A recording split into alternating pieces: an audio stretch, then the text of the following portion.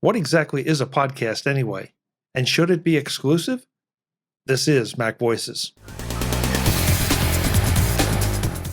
MacVoices is supported by Kolide. Get important, timely, and relevant security recommendations for your Mac right inside Slack. Try all of Kolide's features on an unlimited number of devices free for 14 days, no credit card required, at kolide.com/MacVoices. Welcome to MacVoices. This is the talk of the Apple community, and I'm Chuck Joyner. This is part 3 in a 3-part MacVoices live conversation. This time, the panel finally gets past their debate and discussion about Twitter and its place in our society and starts talking about exclusive podcasts and what a podcast really is and should it be exclusive. Some very high-profile folks have moved away from Spotify's exclusive podcast model. The panel evaluates that and the reasons behind it. Let's go back and let them do the talking. Go ahead for one last word for Mark. So I'd maybe close this chapter of this discussion by observing Jeff made basically the same concern in two different ways here, and I understand Warren's concerns. I suppose I side probably 60% with Warren. Jeff, on the other hand, 40%. The biggest problem is, I think is that possible? Yes. Under what set of circumstances and what is an unnatural end? These to me are so many hard to measure, potential fears that I wouldn't worry about it. I definitely think, yes, it could happen. But I strongly agree with Warren. I think people will be able to see this coming, and it may take time. It will be painful, but I think, people may get screwed, or they may just, human nature, people want to connect. And I think that's part of what makes Twitter, the thing that it is. People do want to connect. And even, God help us, I think that's what Zuckerberg, is onto, that people want to connect. It's just that they have, it was first to get girls. It was especially to get girls on how they want to facilitate that connection. So, I just say at this point, rather than be Chicken Little, the sky is falling, let's wait and actually see what happens. Because I want to swing around and ask Jeff Gammon a question. Imagine one good thing that Elon Musk could do for Twitter. Not all the potential risks that he has. Imagine one good thing he could do for Twitter. And I will share you one good thing that I think he has the potential to do. And this ties into taking the company private, because he isn't beholden to shareholders at that point. They can take the time to really focus on how they are moderating what is allowed and isn't allowed on the platform, and potentially make it a place that is more positive and productive for everyone on the platform. And I would love to see that happen. And of course, everything, just to be clear, that I was saying about, what if it ends prematurely and all that, I'm throwing out speculation and not expectation. But yeah, I understand the difference. Yeah. I understand. The other thing I would say is that I made this point, you made this point, Jim made this point, and Warren touched on it. We all touched on it in various different ways, is we don't know how much of the money Twitter spends, they're just flushing down a toilet, versus as one end of a spectrum, versus the other end of the spectrum. It's money that they absolutely need to spend in order to moderate content, to avoid becoming, bigger, toxic, health storm. So, so I mean, and that's the biggest thing we don't know, and I think that's going to be the biggest, to my point of view, the biggest issue on. Sure, if Twitter's just fat, he can go in and he can cut the staff by a third, a fourth, a half, or whatever. People will scream, but things will change. If those people are actually necessary, and he tries that, he's going to be dramatically changing, the face of what Twitter is. For good or for bad, I have no idea. Okay, I think that's a good segue to move on to a different topic here. Can I throw in one little thing that hasn't been said at all? I'm trying to get away from this topic, Jim. You got the last word. No, this is We our can talk big about topic, betas, but right? this is fun. This is fun too. This is our big topic. I understand, but we got others to talk about here, and people want to hear some talk about it. I just want to throw out the observation. I know a lot of developers, and all the developers I've met from Twitter are among the brightest developers I know. I'm not sure why that is or whatever, but it seems I haven't met any duds from there. And I don't know what they do at Twitter, but I know that the people I've met have been very bright. So that's interesting. It'll also be interesting to see, what there's a lot of jobs for developers now. Are people going to hang out there or not? Tomorrow I'm going to be on a Zoom with a couple of people that are Twitter employees. So I'm really going to be interested to see what they have to say from the inside. Can you ask them to get my car to tweet? Because that would be fun. To do what? To get my car to tweet. I want my Tesla tweeting. Your car to tweet? Yeah. I mean, there's got to be some integration here. Always funny. All right. Next topic I want to talk about was podcasting in relation to exclusivity deals. As we knew, Spotify was one of the biggest of all the platforms that are out there for podcasting. Joe Rogan, of course, signed a huge multi-million-dollar contract and had his exclusive deal with podcasting. Well, it came in the news just recently that Barack and Michelle Obama are going to now end their exclusivity deal with Spotify. And they signed up with them around 2019. They partnered exclusively with Spotify, thinking that it was going to be a great deal through their media company, Higher Ground. So it was rumored around $25 million of what it was worth. But they're reporting that Higher Ground wants to leave Spotify with the current deal, which ends in October of this year. It's something that has been really interesting. I think as far as podcasting and exclusivity deals goes, but they're saying that they're very limited on their audience. Being able to distribute, you're really restricted to what you can do is just specifically into Spotify.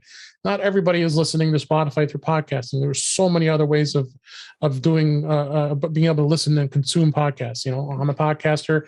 I have my show on all kinds of different platforms. I want to be able to reach out to anybody and everybody. And I'm sure I know lots of other podcasters do the same thing.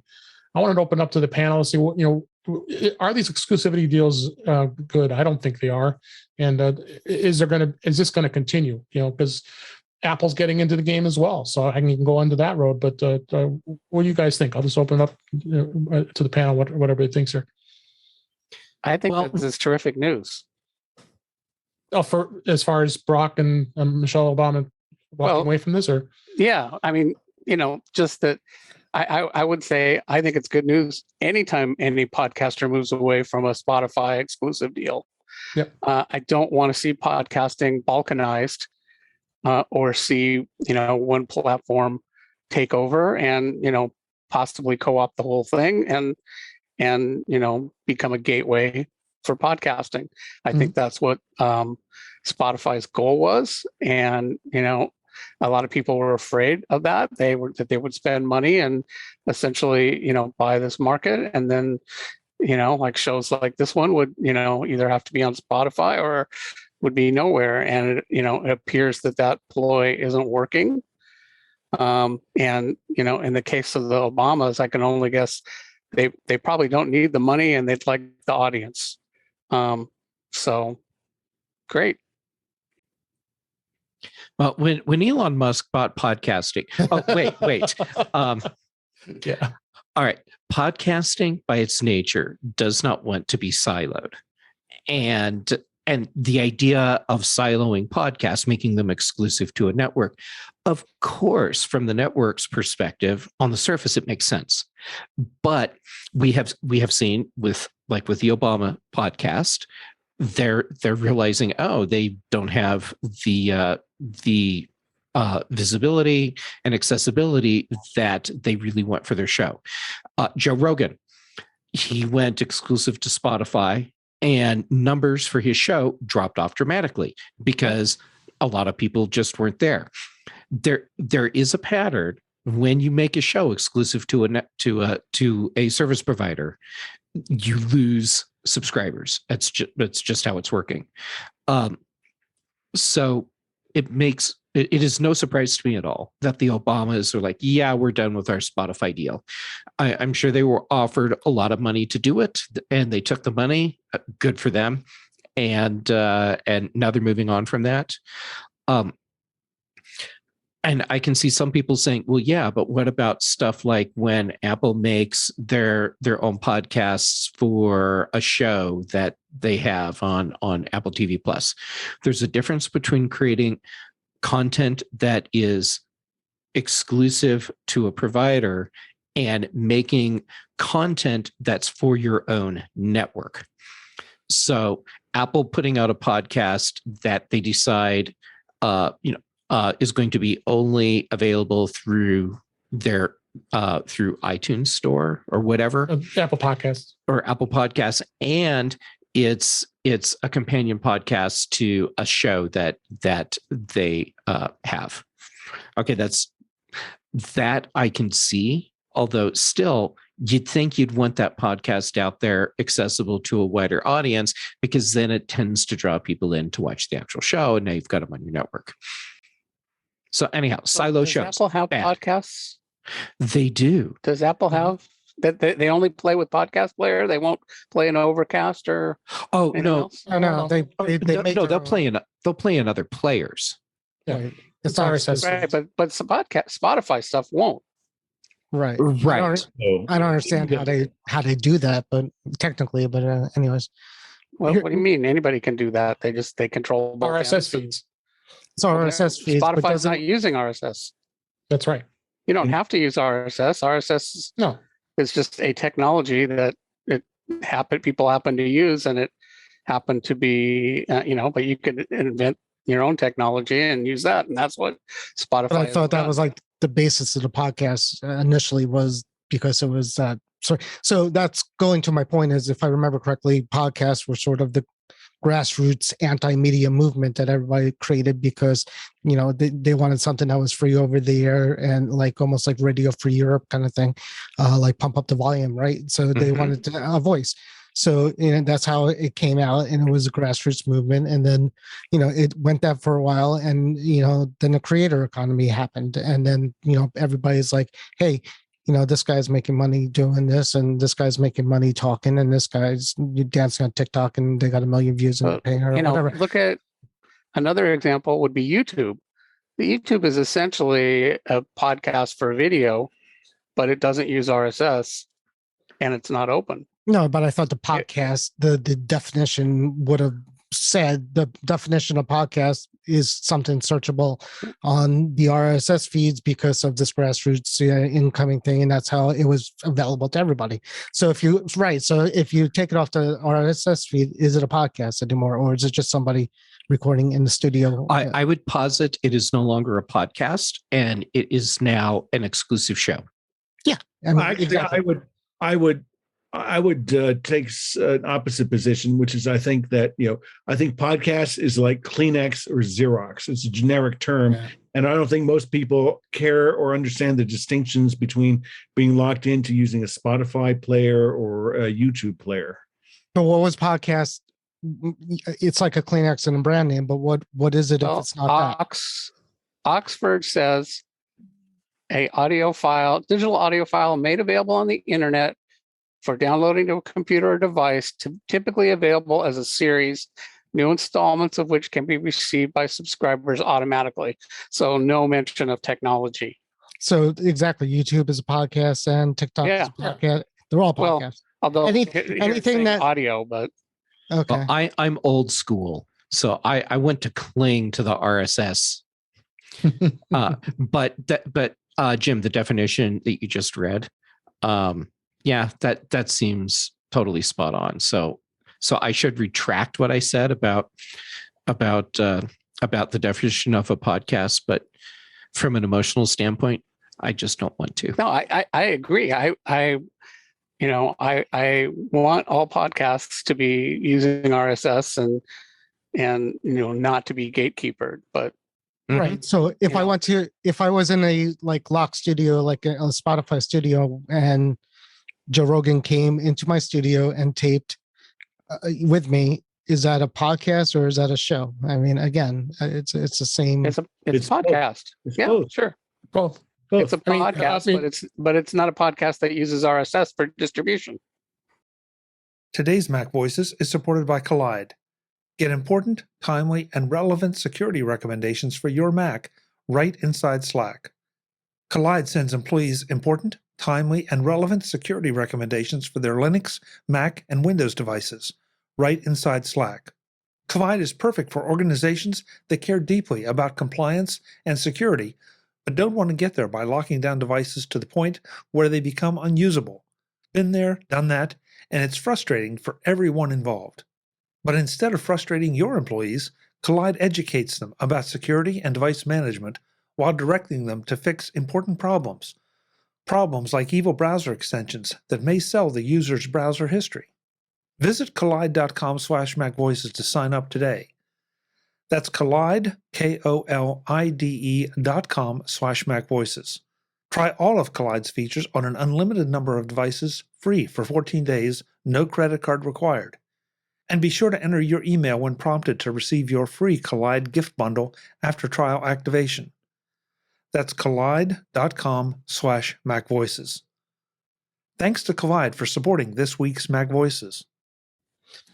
Let me bring a couple of comments here in the chat room. Barry says, my wife, as a podcaster, albeit a very small audience, says that she would not want to be on exclusively on any platform. She sees it as a potential restricting of her audience. I 100% Well, Barry, but your if wife is Spotify right. offered her $100 million, she might change her mind. Right, because I go back to what Jim was saying. Is I think originally,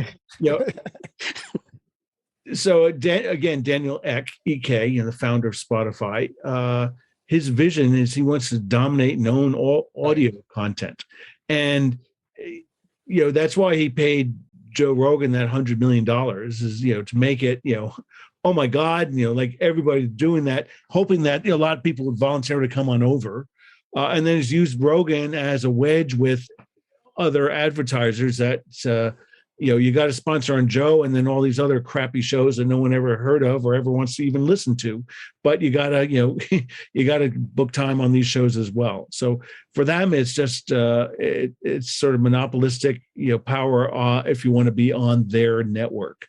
And I agree. I think, again, most of the people here, we're of an age and generation, we believe in the openness of RSS-based podcasting delivery of MP3 or even MP4 files. But there is this battle out there, and I think maybe a little bit like they say, in capitalism, each party thinks they got a better deal than the other side. So the Obamas thought they got a better deal by taking the reported 25 million that somebody here mentioned. And Spotify thought they got a better deal by getting, Barack and Michelle, on their network. The fact that it's not renewing, obviously it didn't work out for one or both parties. And now they're both thinking they have the better deal by splitting. Exactly. And so I mean, good luck to them. We'll see what happens. And I think it was Warren who said that anyone being a podcaster limits your audience. It does. It does. I mean, if you have to go to an exclusive network with an exclusive app, so but that isn't always going to be the case because YouTube is an exclusive network.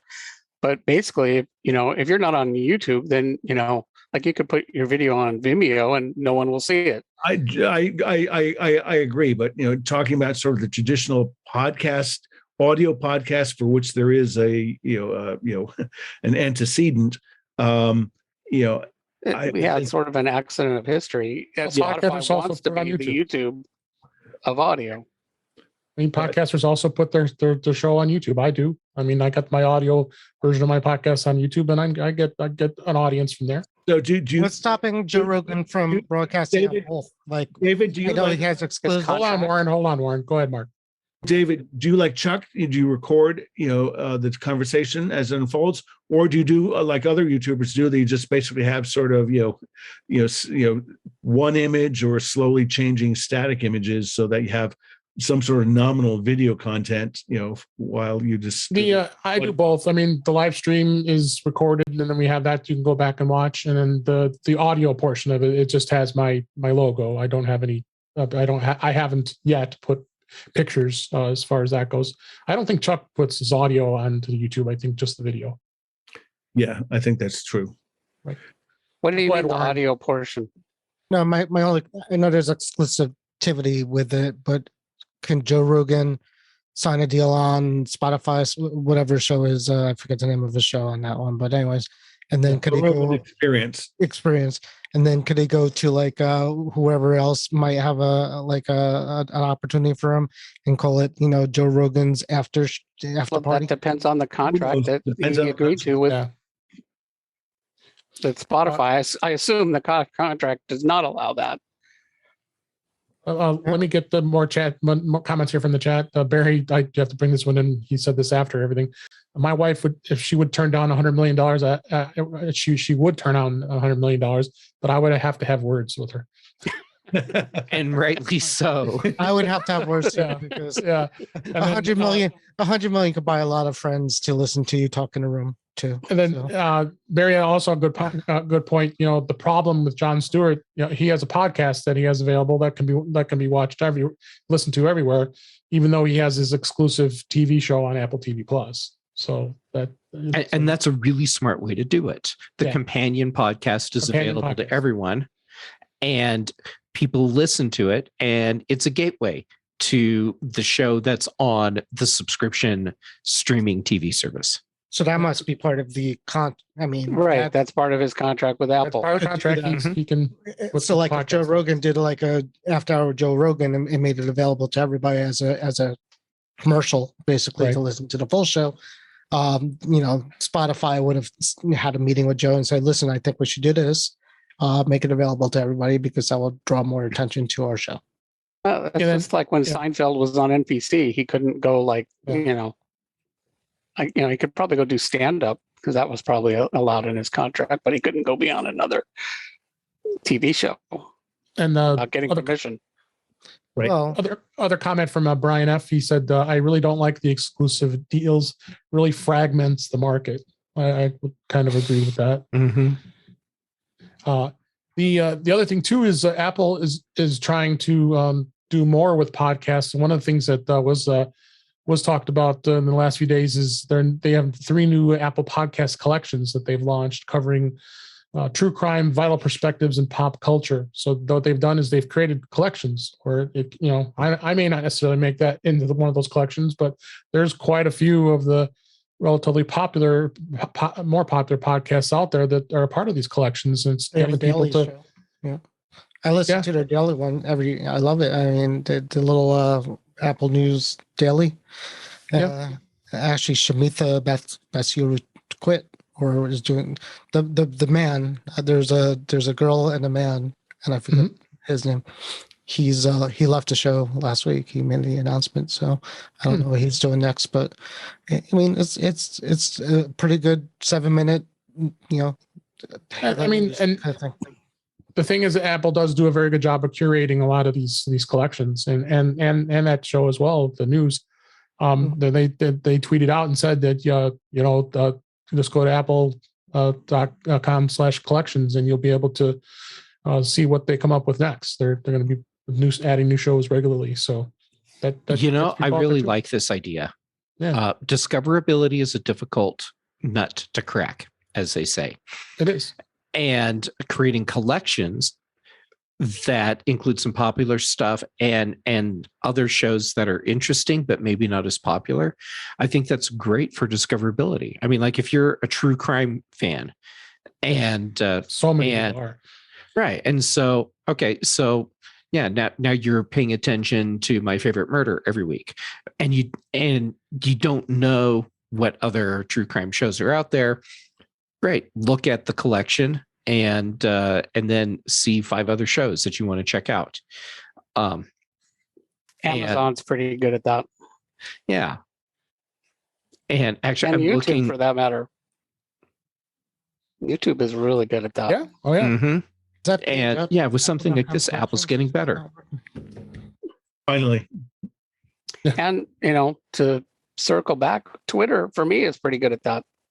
Oh, I was going to bring that up. Yeah, you discoverability on podcasts. I mean, you were seeing I'm tweeting the podcast out every week on Twitter, and a lot of podcasters do. I mean, there's a good reason what brings some value to Twitter is the fact that podcasts can easily be brought noticed as far as what Twitter does. And I agree with you that's something that's of value. And Facebook too. But. Yeah, because I know of one podcaster who does a call in middle of the week, Wednesday, Thursday, for what's the best content you've heard this week, and then he'll put it out on Twitter, late Friday or over the weekend. And another one who sends stuff out via an email newsletter that he sends out. So again, these are all sorts of tips and tricks and techniques for boosting your audience and mind share. But we'll have to see what happens. And I need to depart at 1:30. So okay, actually, we're going to be coming close to the end here. But then I'll listen to the final topic if there is one. I think we've had two really good, strong topics there. But any other comments about these podcasting exclusivities before we go ahead and just wrap things up? Don't do exclusive deals unless you're offered a sinful amount of money, and then take the money. Wait for the exclusive deal to end and go back to what you were doing before. No, okay. I agree with you with that 100%. No, I think we had two good, strong topics this week. Twitter I knew it was going to be a big thing here, but let's go ahead and go around the room here and tell everybody where they can find you, and we wrap it up here. Mark Fuccio, thanks for coming on. We appreciate your opinions and insights on everything we talked about tonight. Where can people find you? Oh, easiest way, of course, is Twitter at Mark Fuccio, MarkFuccio. And if Twitter disappears, you can find me at Mark Fuccio on LinkedIn. All right. Thanks for being here. Warren Sklar, where can everybody find you? So either my Alexa or my Apple HomePod went off. So I got to figure out which one. We got too many of them. I already tried the Apple one, and they said nothing was playing. So I'm guessing so. Hold on. Alexa, pause. Hey, there you go. I liked you, Jeff. You can find me sometimes here, sometimes with Dave, with the Dave and Jeff show, and then other than that, Facebook, while it's still around, Mac to Future Web group is good and definitely drama free. You can find me at Twitter. I won't find you if you do that. And W Sklar, I think it is. And other than that, thanks for having me. Thanks for being here, Warren. We appreciate it. Jim Ray, great to see you. Glad you're able to join us. So where can everybody find you? I'm always here. I know you are. I just thought I'd say that. Well, no matter what happens, you can find me at provue.com, PROVUE.com. And for the time being, and hopefully for a long time, you can find me on Twitter. And we'll have a lively discussion, and maybe you can even come over for lunch. I am at ProView Jim there. Thanks, Jim. Appreciate it. Jeff Gamet, thanks for being here. Where can people find you? Sorry, they can't. That. I'm exclusive. I'm not available anywhere. But you were never here. I was never here. But if you do find me, how about Twitter? That's Jay Gamet. On the Facebook owned property, Instagram, also Jay Gamet. YouTube.com/Jay Gamet for videos. And when Dave lets me on in touch with iOS, when he remembers that I'm around. Any day that ends with Y is when he. Any day that ends with Y. Yeah, if Dave remembers I'm around, then I always remember. I just got way out. So go ahead. I'll let you I love you, Dave. Yeah. Anyhow, you can find me on a lot of shows, and check out Context Machine. I do that with Brand Chaffin. And by the time this airs, the episode of The Edition that I did with Charlotte Henry, where we do talk about Elon Musk, will be live as well. And people can find me at In Touch with iOS and intouchwithios.com. You can also find me on my YouTube channel, which is youtube.com/DaveG65. I'm on the Mac Show on Fridays on the British Tech Network, and I'm also on Twitter at DaveG65. And with that, this is Mac Voices Live. We do this every Tuesday night at 8 p.m. Eastern, 5 p.m. Pacific, or whatever time zone that happens to be where you are. My thanks to Chuck for having me fill in for him this week. It was great to be able to actually see him at the beginning of the show. We appreciate it. And we'd also like to thank the chat room. Thanks everybody in the YouTube channel at youtube.com/MacVoicesTV. We really appreciate it. And you can join us there at any time every Tuesday night. You also can I'm gonna get all the thumbs up here, but again, thanks Chuck for us, and Chuck will return next week. But until next time, as always, thanks for watching. Visit MacVoices.com for show notes and to connect with Chuck on social media. Get involved in our Facebook group or like our Facebook page, and get more out of your Apple tech with Mac Voices Magazine, free on Flipboard and on the web. And if you find value in it all, consider supporting us through either our Patreon campaign at patreon.com/MacVoices or by making a one-time donation via the PayPal link on our front page and in the show notes of each episode. You will join these fine people who help bring you Mac Voices.